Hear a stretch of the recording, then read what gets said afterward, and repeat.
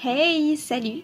On se retrouve pour le premier jour d'Inktober, pour le premier dessin. Je suis super contente et très excitée à l'idée d'entamer ce nouveau mois. Dans ma vidéo précédente de la préparation d'Inktober, vous avez pu voir à la toute fin mon carnet de croquis pour Inktober. Donc c'est un petit carnet que voilà, je consacre uniquement pour préparer mes dessins que je vais faire tout au long du mois. Donc cette année, j'ai décidé de suivre deux listes. Comme chaque année, j'ai envie de suivre la liste officielle de Jake Parker. Mais en plus, cette année, je me suis lancé le défi de faire une deuxième liste, une liste spéciale fleurs, pour avoir un petit peu une espèce de fil rouge entre tous mes dessins. Je pense que ça peut être super sympa. Et puis j'adore dessiner tout ce qui est plantes, végétaux et surtout les fleurs, donc c'est parfait. Le mot du jour de la liste de Jake Parker a été cristal et la fleur qui allait avec était dandelion, enfin pissenlit en français. Du coup, après quelques recherches sur mon cahier de croquis, je me suis dit que j'allais partir sur un pissenlit qui est un peu coincé dans un cristal. Une espèce de pissenlit cristallisé, je sais pas si ça se dit. Donc voilà, je commence mon croquis sur une feuille blanche. Donc une fois mon croquis rapidement mis en place, je viens atténuer les traits partiellement avec une gomme mie-de-pain. Et je vais utiliser ce qu'on appelle de la drawing gum ou de la pâte pour aquarelle, où en fait on vient l'appliquer. Donc ici je vais l'appliquer avec une plume, mais on peut aussi l'appliquer avec un pinceau.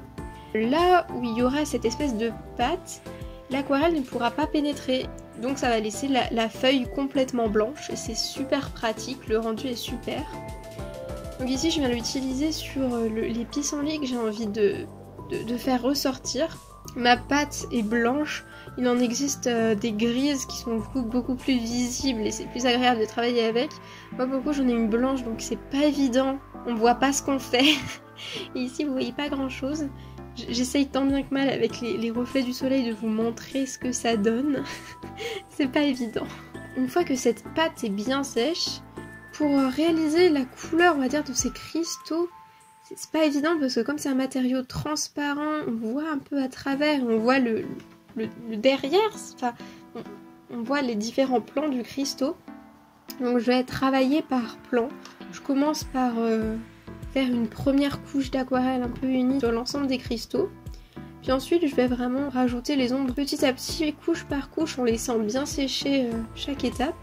Et ensuite je vais m'attaquer en fait à créer l'arrière-plan des cristaux. Donc je vais travailler ça petit à petit en déposant en fait des gouttes d'encre de Chine dans mon aquarelle pour rendre un effet plus noir et plus foncé.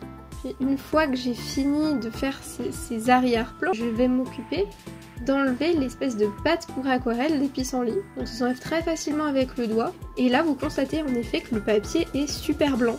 Une fois que toute cette pâte est enlevée, je vais m'occuper de faire le premier plan des cristaux. Donc ce qui est devant le pissenlit. Donc forcément les pissenlits vont beaucoup moins ressortir par rapport à avant. Mais ça donne vraiment l'impression en fait qu'ils sont vraiment coincés dans les cristaux à l'intérieur. Je vais finir et accentuer les ombres avec de l'encre de Chine. Une fois le dessin bien sec, je prends mes crayons de couleur pour affiner un peu les contours et rajouter un petit peu plus de reflets et d'ombre dans les cristaux. Et avec mon Posca, mon cher étang de Posca que j'utilise partout et tout le temps, je viens pareil accentuer les reflets de lumière sur les cristaux et faire ressortir un petit peu les pissenlits. Et puis pour finir cette illustration, je viens tracer un cadre avec un stylo feutre fin, noir, tout autour de ma page. Ça structure vraiment le tout et ça fait vraiment une illustration finie. Je suis bien contente de ce premier jour, même si je pense qu'on aurait pu faire mieux en termes de lumière et d'ombre.